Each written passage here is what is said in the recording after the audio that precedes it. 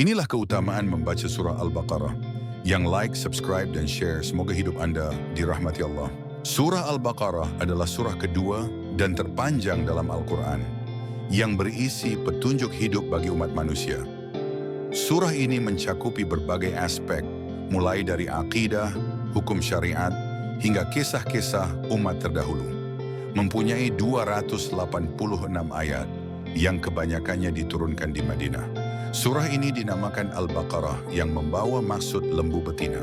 Surah ini berkaitan dengan suatu peristiwa penyembelihan seekor lembu betina setelah wahyu diturunkan oleh Allah Subhanahu wa ta'ala kepada Nabi Musa alaihissalam.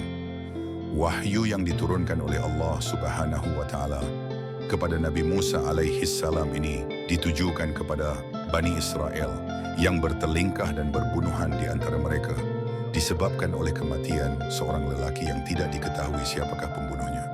Maka mereka saling menuduh sesama sendiri atas pembunuhan tersebut.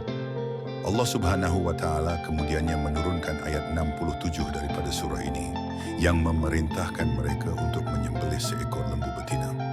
Setelah disembelih, beberapa bahagian daripada lembu itu perlu dipukul ke bahagian mayat itu. Dengan perbuatan ini, hiduplah mayat tersebut untuk beberapa ketika untuk memperjelaskan pertikaian berkenaan dengan pembunuhannya. Akibatnya, si pembunuh tidak dapat mewarisi sedikit pun harta pusaka lelaki yang dibunuh tersebut. Di dalamnya terdapat ayat kursi, ayat paling agung yang menegaskan keesaan dan kekuasaan Allah Subhanahu wa ta'ala. Selain itu, surah ini juga mengajarkan tentang perintah salat, zakat, puasa, serta larangan riba dan kezaliman. Imam Al-Tirmizi pula telah meriwayatkan sebuah hadis yang bermaksud daripada Abu Hurairah bahawa sesungguhnya Rasulullah sallallahu alaihi wasallam telah bersabda, "Janganlah kamu menjadikan rumah kamu seperti kubur. Sesungguhnya setiap rumah yang dibacakan di dalamnya surah Al-Baqarah tidak akan dimasuki syaitan."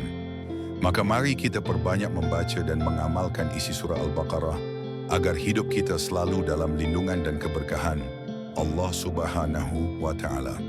Jangan lupa like, share, dan subscribe untuk ilmu bermanfaat lainnya.